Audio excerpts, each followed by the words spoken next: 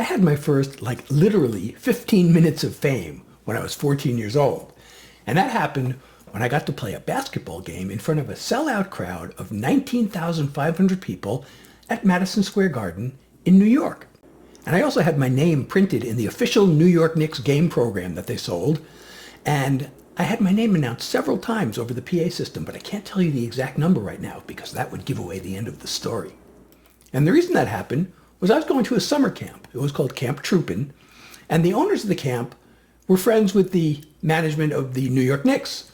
So they decided to have a camp reunion during the winter at the Garden. And that included a game of basketball against another camp, where the first half took place before the Knicks game, and the second half was during halftime. And this was during the Knicks championship season, so every game was sold out. So I wasn't one of the best basketball players, but I was pretty tall for my age, so I made the team, and I wasn't a starter, but I got in the game, both halves, and they were about 15-minute halves as far as I can remember. So they announced each person's name when they entered the game. And they also announced everybody's name if they committed a foul or if they scored a basket.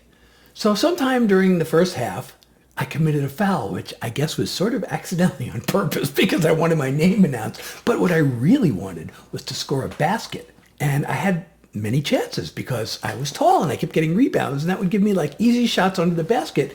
And I kept missing them. And there was one time where I had like 4 or 5 in a row and I just kept shooting and I kept missing. And I also had a fast break. I intercepted a pass before half court.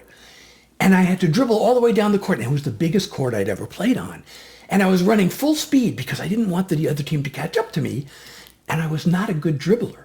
But the thing I'll never forget was this official NBA ball on the professional Madison Square Garden court. I've never seen a ball bounce so perfectly as this one. And I was going full speed, but I managed to get down the court without losing control of the ball. The problem was I was going so fast and I was so nervous, I forgot to slow down.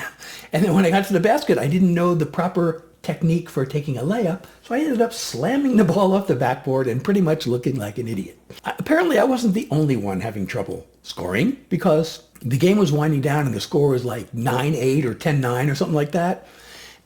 And I got the ball. It came to me like 5, 6, 7 feet from the basket on the side.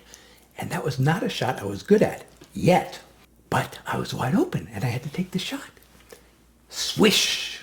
Basket by Seth Jackson. I was so happy. And then a few minutes later, the game ended. So that turned out to be the winning basket. And I lived happily ever after.